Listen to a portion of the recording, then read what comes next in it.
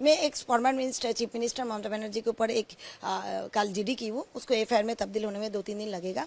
Actually 2 तारीख को आपका रानी रास बिहारी सरोनी में वो धरना मंच या प्रतिवाद सभा था, वहाँ पे वो बैठ के देश का जो सबसे ट्रस्टेड जो संस्था है जो निर्वाचन कमीशन, उनको टारगेट करते करते कुछ कमेंट्स रख रहे थे। उसके बाद वो शुरू की केंद्रीय बाहिनी के ऊपर अटैक करना शुरू की। झट से वो बोल दी कि जो प्रतिवेशी देश है, राष्ट्र है बांग्लादेश, उनका जो राजनीतिक हत्या हुआ है, एक हादी बोल के नेता या कोई लीडर किसी का, वो हादी का हत्या एक्चुअली बांग्लादेश में नहीं हुआ।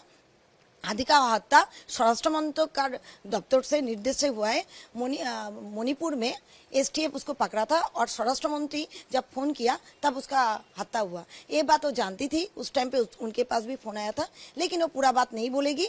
वो तत्व भंडार है, वो बहुत सीक्रेसी मेंटेन करके रखी है, देश को प्यार करती है, इसीलिए कौन हत्या किया कैसे किया बोल के फिर वो अपना बात को थोड़ा सा कॉन्ट्रडिक्टरी मोड में रख दिया।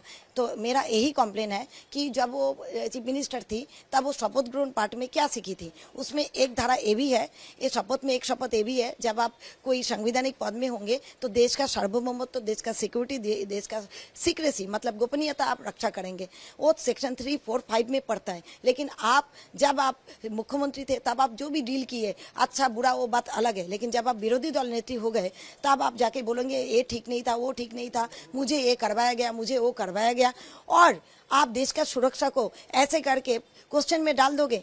आप राष्ट्रद्रोह का समान आप पाप किए हो, आप एक ऑफेंस किए हो, क्योंकि बांग्लादेश में 1 करोड़ हिंदू हैं। आप बांग्लादेश का कट्टरवादी मौलवादी के हाथ में आप ऐसा अस्त्र उठा दियो कि तुम्हारा देश का जो राजनीतिक हत्या हुआ हादी, वो हत्या हमारा देश वाला ही किया है, स्वराष्ट्र मंत्रालय का निर्देश में हुआ है।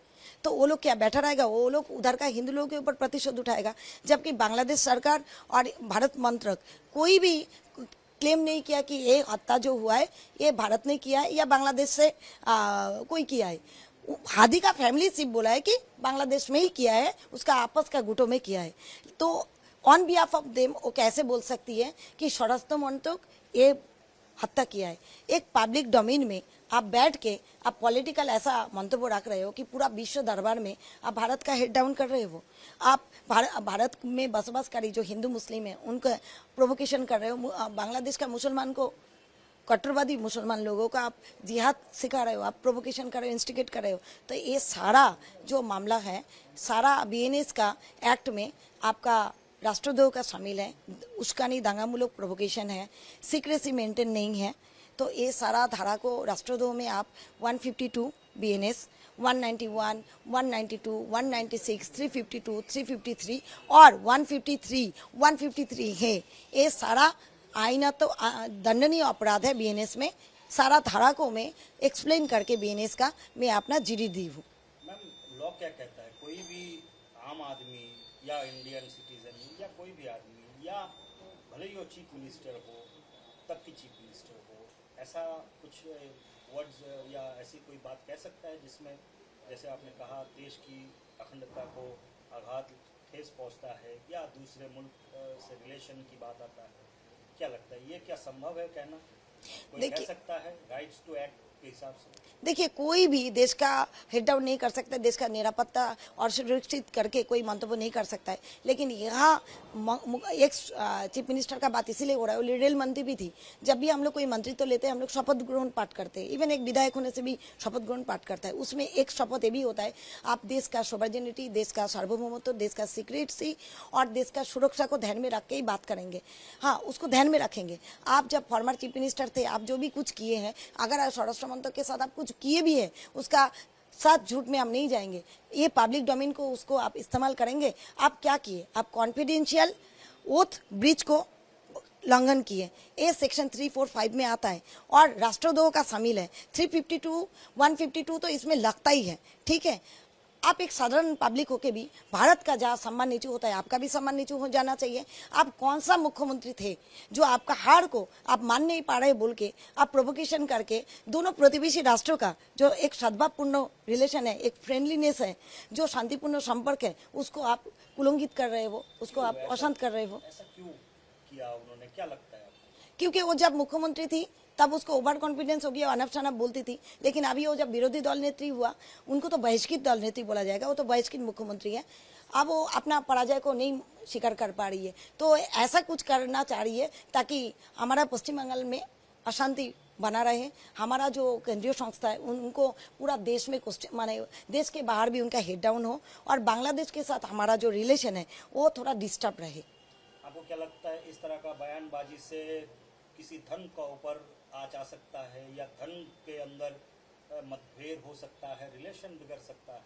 देखिए, कल से फेसबुक के थ्रू मुझे बहुत सारा वीडियो मिला जहाँ हादिका हत्याकांड को राजनीतिक हत्याकांड ना बोल के प्रतिहिंसामूलक हत्याकांड, मतलब पॉलिटिकल हत्याकांड फ्रॉम इंडिया, भारत का संगठित हत्याकांड बोल के वहाँ का कट्टरपंथी लोग बाइट दे रहा है। तो इसका जो प्रतिफलन आपको कुछ दिनों में मिल जाएगा। वहाँ का जो 1 करोड़ हिंदू जो सनातनी लोग हैं उनके ऊपर आएगा, और सिर्फ वो नहीं, जो भारत में बसवास करी जो मुस्लिम लोग हैं उनका भी शायद ट्रस्ट इशू बन सकता है। शायद मैं भी बोल रही हूँ, क्योंकि देखिए एक बात है कि जब भारत सरकार को क्लेम नहीं किया, जब बांग्लादेश सरकार का भी क्लेम नहीं किया, लेकिन एज ए चीफ मिनिस्टर वो बोल रही है कि मैं उस टाइम पे चीफ मिनिस्टर थी, मुझे सब कुछ मालूम है, मैं तो अभी पूरा बात नहीं बोलूंगी। मतलब वो बोल के सब कुछ बोल दे रहा है, ना बोल के भी सब कुछ बोल दे रहा है।